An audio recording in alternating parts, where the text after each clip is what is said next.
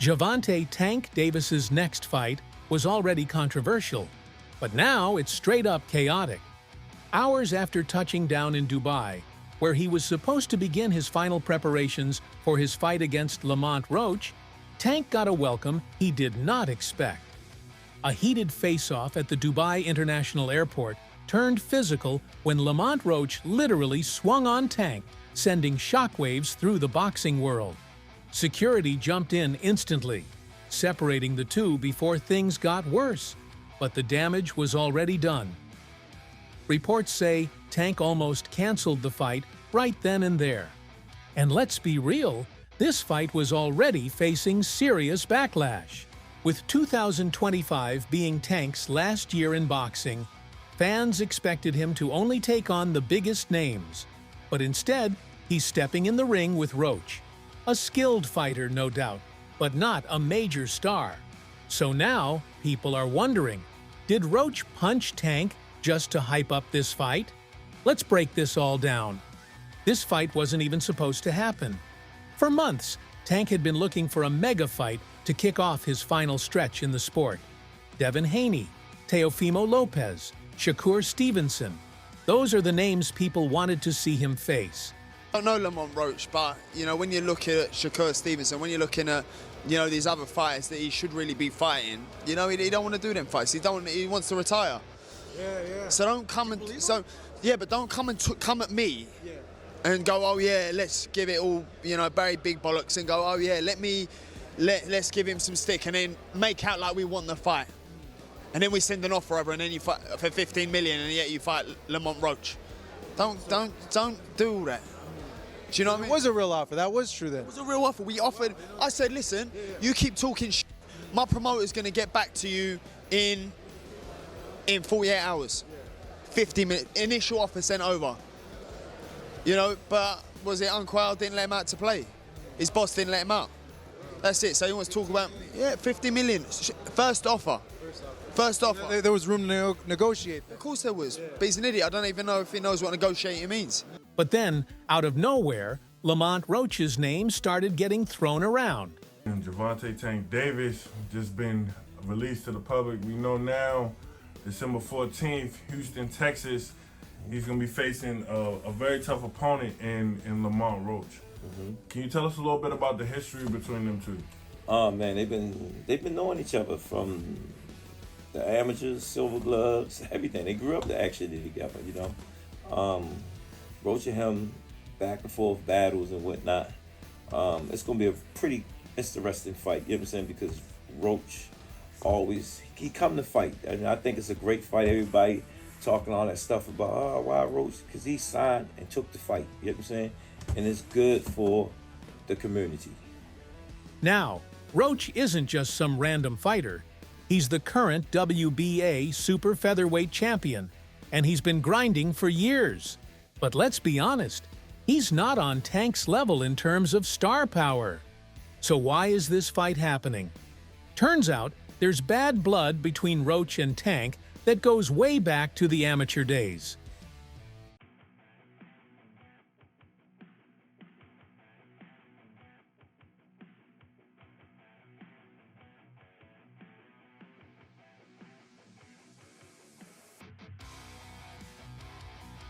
The two fought multiple times as kids, and Roach has always claimed that Tank was never as dominant over him as people think.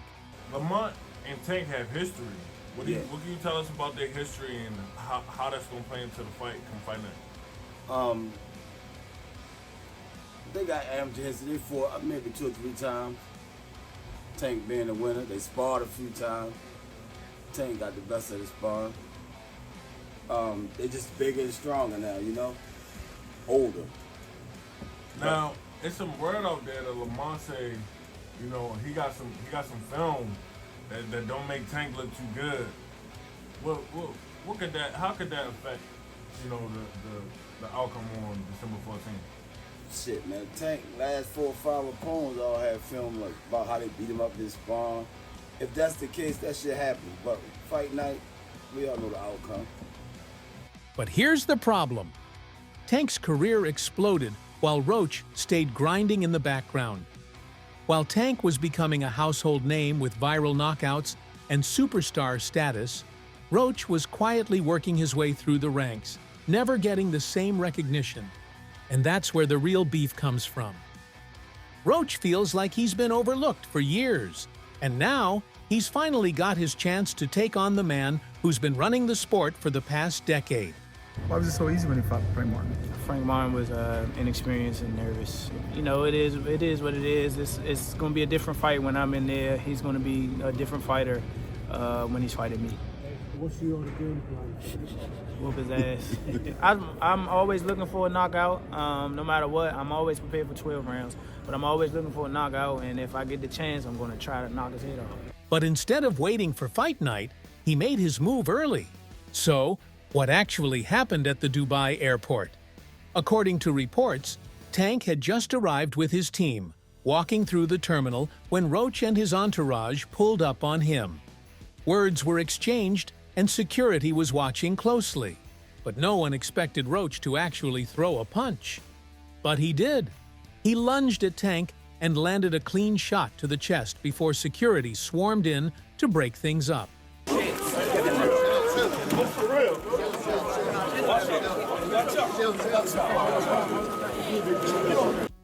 Tank was heated. His team was ready for war, and for a moment, it looked like things were about to escalate into a full-on brawl. Instead, airport security separated them, and Tank was escorted out before things could spiral even further.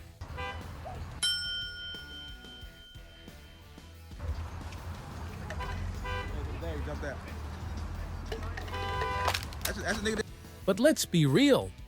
Was this really just beef? Or was Roach trying to promote this fight? The back have to get the shot. Everyone stay down. Thank you.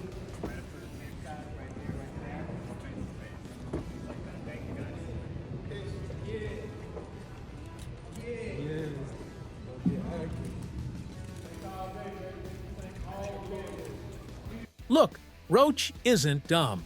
He knows that Tank is the A-side in this fight. No, I think Lamont Roach is a terrific fighter. He might be a little over his head with Gervonta Davis. Gervonta Davis is, I mean, to say the least, he's a beast. He really is. He's a tremendous fighter. He's a dedicated fighter when it comes to training and fighting and making sure that he's in optimal conditions when he steps inside that squared circle. It's going to be a tough night for Roach, but you can never count him out. You know, watching him fight up close and personal, he's sneaky good, which means he can catch you at any time. He can land combinations, sometimes at will, without you even knowing it. You know, he's that sneaky. So, yeah, it's going to be very interesting. But, you know, obviously Gervonta Davis has the experience. He has the knowledge. He has that mean streak in him that will take you out with any punch. He knows that most people don't care about this matchup. And he also knows that the only way to get people interested is to turn this into a real grudge match. After all, nobody was talking about this fight before the punch. But now, it's trending everywhere. Even big-name fighters like Terrence Crawford and Ryan Garcia have reacted to it, with some even calling it a desperate stunt to sell tickets. And honestly, it worked. People who weren't even checking for this fight are now locked in. They want to see if Roach really has something for Tank, or if he just made the biggest mistake of his life. But here's the crazy part. Tank actually almost canceled the fight. After the incident, sources close to Tank say he was done. He felt disrespected. He felt like Roach crossed the line. And most of all, he felt like he shouldn't even be fighting Roach in the first place. My whole family is from DC. My whole family, like my entire family. Don't bring them. Don't bring them. For what? Don't bring them. I'm telling you. They gonna celebrate with me. You hear me? Don't bring them. It's gonna be a party on your floor. I'm gonna let y'all know something. His father was up here shaking on the what's the name? He was shaking on the Pops. On my kids, he was shaking on this thing.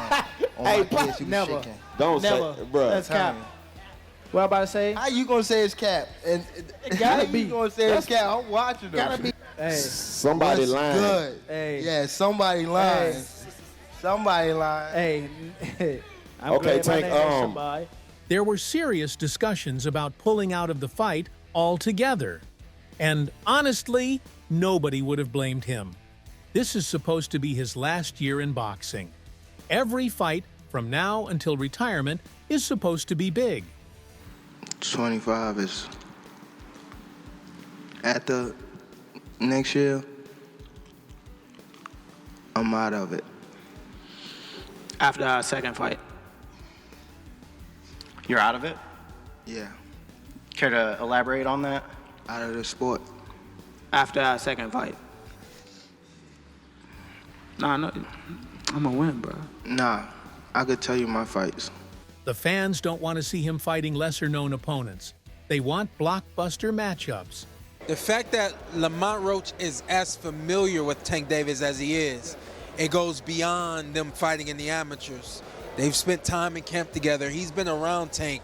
He's seen Tank up close and personal, whether he's in the ring with them or not. That matters. When you know a guy's rhythm, when you know their speed, when you know what they're thinking, that changes everything, you know? Saying all this to say that because I know we got a lot of people, it don't matter. When he get hit, he going to sleep. Just wait for it. This might be a fight until he gets hit. And again, he's tasted that before. So if he gets hit and he doesn't go away, we got a fight on our hands, you know? I think it's a good fight. I think that there's better fights for Tank Davis, but this is a good fight for him. So when Roach pulled this stunt, it gave Tank a perfect excuse to walk away. But then, something changed. Maybe it was the backlash from fans. Maybe it was the idea of not letting Roach get away with this. Or maybe, just maybe, Tank realized that now this fight actually has some heat behind it. I think he actually took this fight for the naysayers and all this and all the people talking shit about the fight. I think he actually took the fight because he know that I'm a dog, and he want to prove his skills against a dog. So I'm gonna show y'all what happens when two dogs get in the ring together, and I'm gonna be the one. Obviously, I'm gonna be the one coming out victorious, and we're gonna put on a hell of a show for y'all. So tune in, buy the fight. Either way, the fight is still on. And now, it's more personal than ever. When the people who I fight, when they start talking, that's when y'all get dumb. I'm gonna beat his ass. He can't do shit. Wait, I don't give a fuck. So y'all better be quiet. I don't give a fuck if y'all was quiet, if y'all was loud. He got the whole hood over there. Like, twisted up. I don't give a fuck about none of that. Y'all can do whatever y'all I don't care about want. none of My that. mother, he can't stop nothing over here. None of that. Not at all. I'm telling you, I'm gonna fuck him up. Not at all. Never. Nothing's gonna get fucked up over here. What do I look like getting fucked up? Okay. That shit. Okay. That shit ain't never gonna stop nothing over here. And he gonna pay for it. I guarantee he pay for it. I guarantee he pay for it. I guarantee it. Calm down. Calm down, brother. Come to the fight. Come to the fight. They probably gonna get you fucked up. Tank looks absolutely locked in during his recent training clips, and fans are noticing the difference.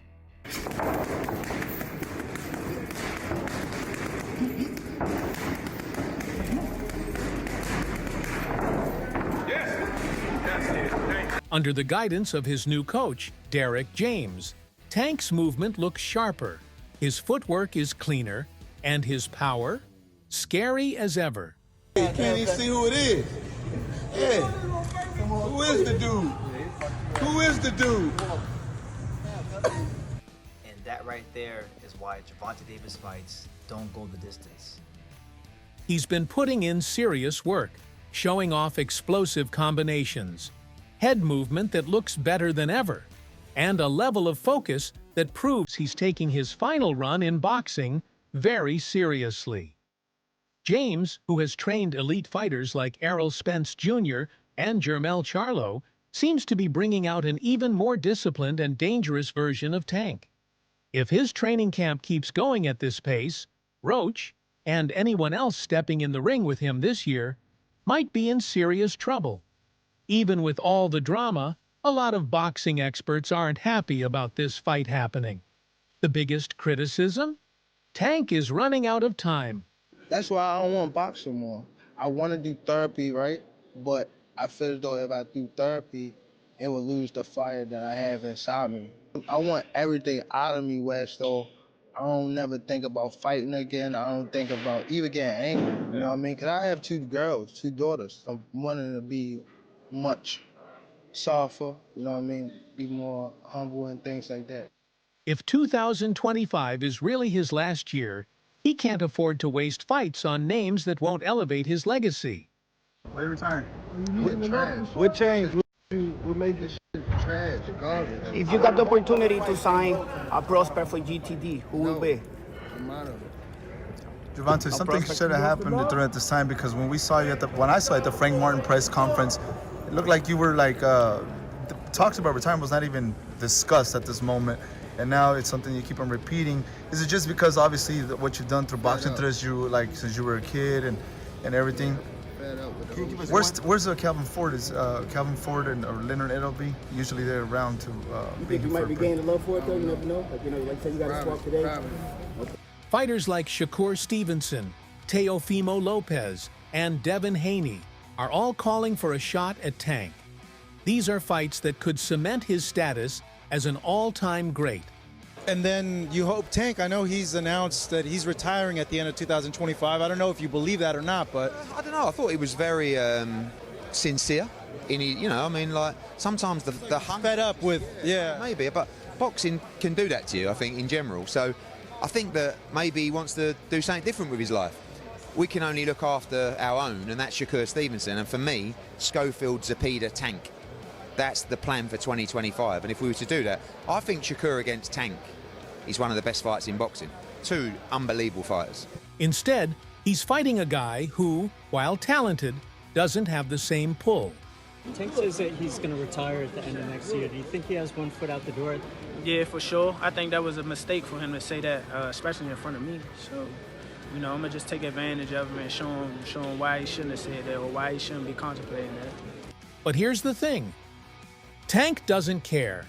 At this point in his career, he's calling his own shots. He's fighting who he wants to fight. And if that means handling some old business with Roach before moving on to the big names, then so be it. Tank Davis.